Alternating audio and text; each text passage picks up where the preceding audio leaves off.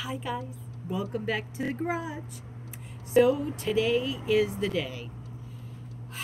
Today is the day I take on my buddy Jeff Burr's hashtag Hang 10 Tarot tag. So here we go. I don't know why. This tag really kind of unnerved me a little bit. And I think it's because Jeff knows the tarot so well that I guess I want to do a good job for him. Uh, I want to do a good job for everybody, and I'm still pretty new at this, but he makes some great points, and so I've taken a few days, excuse me, more like a week actually, to really take a look at the cards and get a sense of my feelings about them.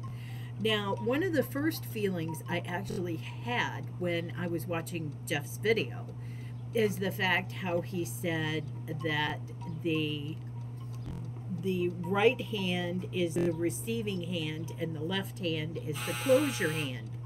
Laundry's done.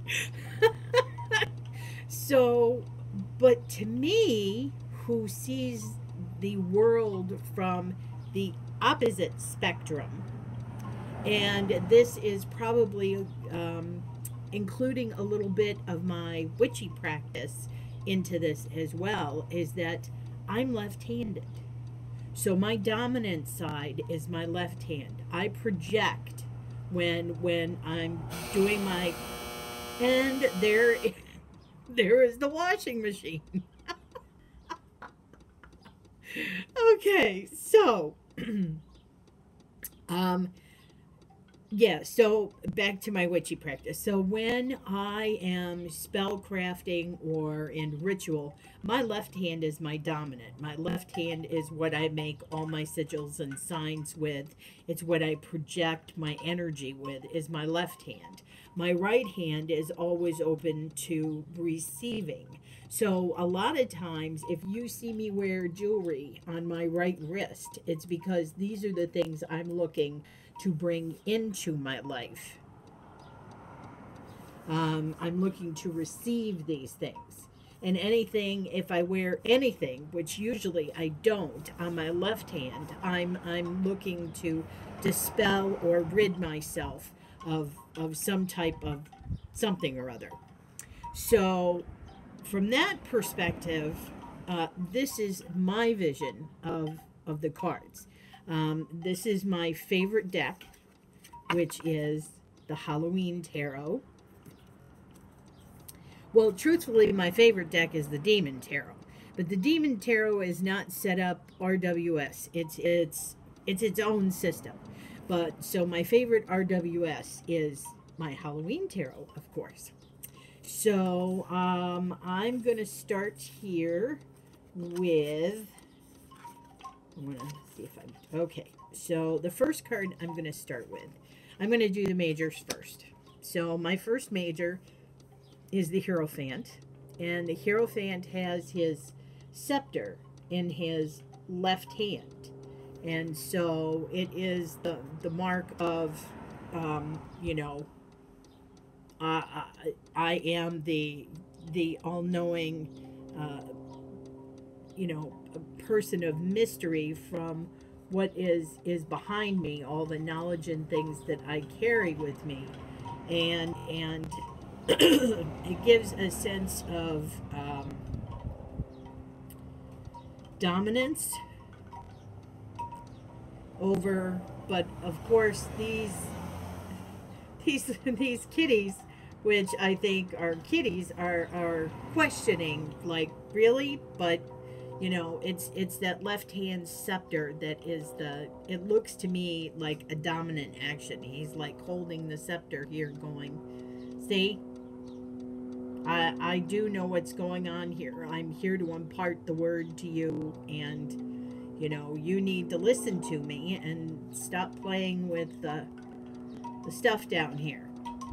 So that's my take on the Hierophant card. Then there's the Lover's card, and you can see that she has her hand over her heart, it's her left hand over her heart, you know, protecting her heart, a sign of protection that, you know, she's not about to, you know, she's unsure if she wants to let this person in or not.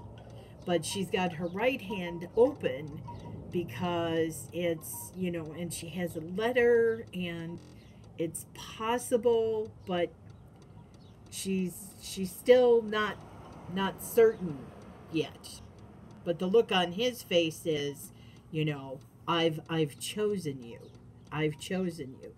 And she still has that, well, you know, with the letter, I could tell him, or, you know, receive, or you know, I'm going to wait and hold myself together here, kind of thing.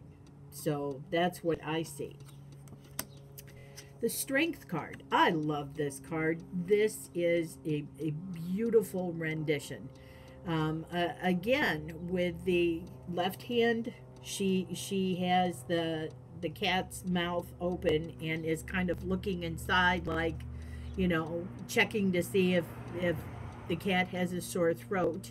And then gently with the right hand, you know, kind of a right hand of reassurance, that, you know, it's okay. But she's being dominant with her left hand with that stick, as in, you know, hey, let me have a look in here and see what's going on. So it's like you have to be strong inside. You don't have to be extremely forceful. You know, you can have a gentle side as well, but you can still be strong in who you are and in what you're doing, and yet still have a softer edge. You know, still bring in that softness. So that's how I feel about the Strength card. Now I have the Temperance card. And again, you know, she's got the bowl in her right hand, and is receiving the elixir or whatever is being poured into the bowl from her left hand. Her dominant hand is pouring into the mixture to, you know, maybe put in the concoction. Obviously, she must be having fun because there are things spilled on the floor and she doesn't seem to care. It's all about making the right balance of things for whatever soup or stew or ritual that she's cooking up in here. But she's controlling that pour with her left hand. So, yes. So it's very intentional, the pour with her left hand into the bowl, which is in her right hand as a receiver. So, Temperance. And then my last card is the Devil. And again, with her left hand, she is holding her minions on leashes. It's like, you're not going anywhere. You know, I have you under my thumb, and there's nothing you can do. I mean, even this little guy is trying to pull away, you know, and get some slack in the line, and she's not having it. As a matter of fact, it looks like she's having a little fun with it here. You know, plus she's threatening, or she's kind of,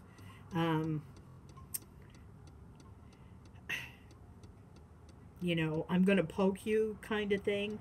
It looks like, I mean, she's, the only word that comes to mind is a little bit sadistic, you know, because she's very dominant with these, and she's very, you know, with the pokey with the stick here. So, yeah, but again, that left hand is very much in control and very much pulling those minions and saying, you know, you are mine, and there's nothing you can do about this. So, so that's my take on the left and the right hand from the Devil card. So those were my thoughts on my majors. And now I'm going to go on to my minor cards. And so I have, all right, the suits have been changed here. So this is the King of Ghosts, which is actually the King of Cups.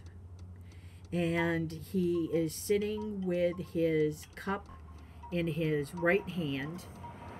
No, cup is in his left hand. I'm sorry. The cup is in his left hand, which is, you know, he is the King of Cups. His cup is full. He's happy. He's sitting there. Yet he's having a little fun with his little ghosty buddy there, because he's got his little ghosty buddy by the right hand. And so it's kind of like, and the ghost seems to be very happy with being, you know, with being caught. And maybe the ghost is trying to tell him, you know, you've done a good job here, and be secure, and enjoy what you have. Feel that adds to his King of Cups nature. So even though the King of Cups is not always outwardly emotional, I think it's this little guy that kind of shows that the emotion is there within him. So that's my King of Ghosts. We have the Three of Imps, which is the Three of Wands. And you will see that the two fellows over here are holding the two torches with their left hand, which is telling this guy who's holding this pole with his right hand, we're the right way, you're the wrong way, you know. But the guy over here, even though he is not as dominant as these two are, he still has his own opinions.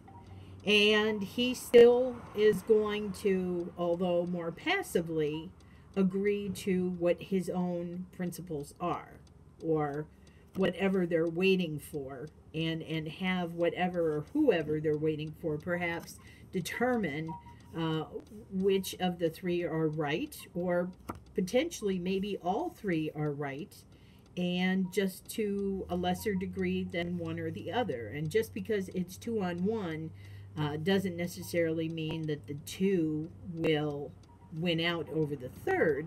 It's just that these two are have a more dominant stance as they stand together and apart from this one. So that's my take on the Three of Wands. We have the Four of Bats, which is the Four of Swords. And to me, this Four of Swords says rest, but still protect yourself. Because as you can see, his left hand, again, is the one that's on top of his chest, making sure that, you know, he's solid, he's okay, he's still there. It's okay to take a breather, kind of reassuring. That's it. Reassuring himself that that everything's okay, and that he indeed needs to just chill and rest. So that's that. I have the Page of Pumpkins, which is the Page of Pentacles, and you can see she has the pumpkin in her left hand, and she's just completely focused on that pumpkin. She's not paying any attention to her books or the kitty, or, you know, even the little ghosty up here who's trying to get her attention. She is all consuming focused on that pumpkin, because her thought processes are very much involved in, how is a pumpkin a pumpkin? How does it get this way? What needs to be done to make it so? How does that happen? And what happens afterwards? So she has a very inquisitive mind. She's always looking, but it's more for experience than experience in holding the item and looking at it, rather than learning from the books that she's got here. She doesn't have time for books. She wants the experience of it. And so certain things just excite her. And currently, it's this pumpkin, which she's holding in her dominant hand to get a closer look. Otherwise, she'd be holding it with her right hand, but she's got it with her left hand. And so that's what I look at this card, and that's what this card says to me. Is she's saying, "Wow, how cool is this?" And how does it, wow. So kind of thing, soaking up her experience. And my last card, my dear, is the Nine of Pumpkins. And this is the Nine of Pentacles. And you can see that her focus is on her owl, which is perched on her left hand. Again, it's a dominant hand. It's when you call the bird, it goes to this hand. It doesn't go to the other one, it goes to this hand.